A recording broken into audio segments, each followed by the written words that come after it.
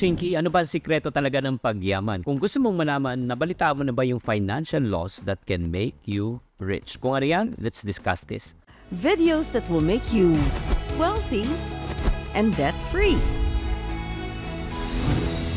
Hi there, this is Chinky Tan, your pambansang wealth coach. Alam nyo, sa part 1, part 2, natapos na po natin ang mga foundation laws na pwedeng magpalago at magprotekta ng inyong kayamanan. Ngayon, pumunta na tayo sa part 3. Ang part 3, ito na po yung pinaka-finale ng financial laws. So, talking about financial laws, napakalaga po na alam po natin ang mga batas. Itong mga batas na yan magagabay po sa atin, just like the law of gravity. What goes up must come down. You cannot defy gravity. Kaya kailangan po tayo sumunod pag tumanod po tayo palabas ng building, talagang mapapahamak po tayo. Ganon din po, may mga batas po tayo sa buhay na pwede talagang magpa-asenso at ika nga magpaunlad sa buhay natin. Kaya kung na-miss nyo yung part 1 and part 2 na sa comment section na lang or description, panoorin nyo na lang after this. Let's go to financial law number 9, the law of cash flow management. In other words, master your money flow. Kasi if we do not learn how to master our money, ang money will learn how to master us. And as we all know, especially when it comes to personal finance and business, cash flow is the lifeblood of your finances. Hindi sapat na ikaw ay kumita lang. Dapat marunong ka ring i-manage. Kung ang pasok ay humihigit sa perang lumalabas, magandang balita. Pero ang perang lumalabas ay higit sa perang pumapasok, doon tayo nagkakaroon ng problema. Kaya nga, kahit gaano kalaki ang kita mo, pero pag lumalabas ng mas malaki pa, may tagas talaga. Kung gusto mo talaga ma-master ang your cash flow, 2 things. Number 1, ilista po natin ang ating kita, ilista po natin ang ating gastos. In other words, gumawa po tayo ng cash flow statement, budget. Alamin po natin ang areas kung saan tayo pwedeng magtapyas, magtanggal ng ating gastusin. Like for example, siguro yung pagkain muna sa labas, bawas-bawasan po natin. Or if not naman po, pagbili ng mga bagay na hindi naman natin kailangan pero kagustuhan lang. Pag-add to cart pero walang pang-checkout. These are the things that you should learn how to manage. So, I want to challenge you today to start taking control really of your cash flow. I-monitor mo kung magkano gastos mo, and then ang kagandahan po niyan, i-discipline po natin ang ating sarili. Pag yan ang nagawa po natin, you are already on your way to recovery. And then let's go to financial law number 10. Financial law number 10 is the law of strategic partnership. Alam mo, kung gusto mo talagang mas mapadali at mapabilis ang iyong pag-unlad, kailangan maghanap po talaga tayo ng mga taong makakatulong po talaga sa atin, because no man is an island. May kasabihan nga tayo, pag 4 ang kasama mong sigurol, pang 5 ka. Pag 4 ang kasama mong tomador, pang 5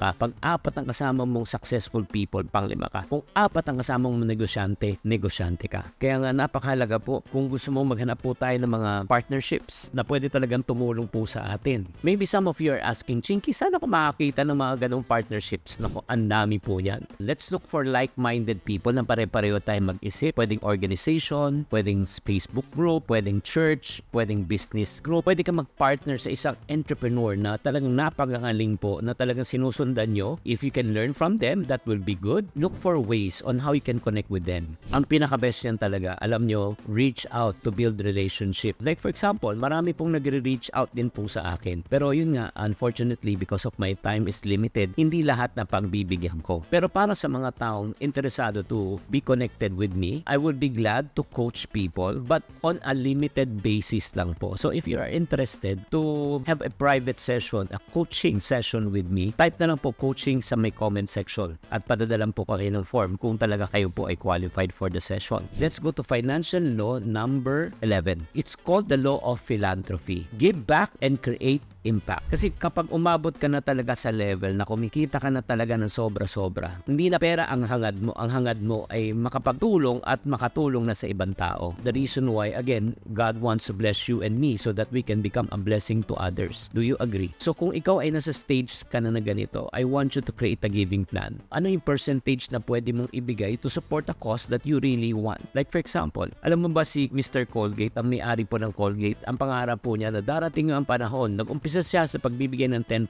From 10% naging 20, 30, 40, 50 at umabot sa punto na kanyang buhay, he was giving already 90% of his income. So he's living off 10%. Mapapasana all ka. Kasi ultimately, ang goal po na kayamanan is not only for personal gain but to make a lasting impact to others. Ang tanong ko, yan ba talaga ang gusto mo? So if you desire that, I want you to start today by making a commitment na mag-umpisa na kayo magtabi. Kahit sa maliit na amount, pa 50 pesos, 100 pesos, centavos, hindi mo kailangan ng malaki. It's not in the amount. What really matters is in your willingness to give. Maniwala ka, yung kayamanan na kinikita mo, yan ang gagamitin ng Diyos para gamitin po para magbago ang buhay ng tao. And last but not the least, the final law. Final na to. Ito yung pinaka-best. I reserve the best for last. But before I reveal to you what's the last, meron akong mahalagang announcement that can protect your hard-earned income. May babala lang po ako sa inyo, mag-ingat po kayo sa mga fake news at poster accounts na kumakalat po ngayon na nagpapanggap po ako na may sinabi daw ako. Parati kayo mag-check ng source bago kayo maniwala. Gumagamit pa sila ng news agency na mga logo pero hindi naman po totoo. Iwasan din po natin makipag-transact sa mga hindi verified accounts para maiwasan ang scam. Tatandaan, hindi kami nagpapa-invest sa crypto, hindi kami manghihikayat at hihingi ng pera sa kahit nino. Bakit? Ang trabaho lang namin ay mag-educate. So, stay safe and vigilant. Back to our regular programming. The final financial law that can really make you rich is called the law of continuing learning. Stay updated. Dapat kailangan alam nyo po ang mga bago, ang bagong trends, bagong investment, bagong opportunities na talagang pwede natin matutunan para mas mapapaunlad pang ating buhay. Kaya dapat hindi tayo tumitigil sa pag-aaral. Make it a habit to be able to read, attend seminar, read books, follow financial mentors na updated ka sa latest development. Pag-aralan po natin lahat ng mga investment na babagay po sa inyo. Alam mo, if you commit to a lifelong learning, ang pagyaman ay hindi nagtatapos sa unang milyon na kinita mo. Ang pagyaman ng isang tao ay natatapos yan pag ikaw ay nakakapagbigay ka na sa ibang tao. Babalik na naman tayo sa the law of philanthropy. Kaya nga, that's the reason why I want to challenge you. The more you learn, the more you will earn. Ngayon, natutunan na po natin ang mga 12 financial laws that can make you rich. I challenge you today to move beyond. In other words, your information right now, I challenge you to go to application. Be wise with your money. Again, ang goal natin kung bakit tayo pinagpala, para tayo ay magpapapala sa kapwa. I would like to end the quote by saying, true wealth isn't about only money, but it's all about living the right legacy. Sana na-encourage po kayo. For more information, please don't forget to subscribe to this channel. Tatandaan, tamang karunungan, tamang disiplina ang susi sa pagyaman.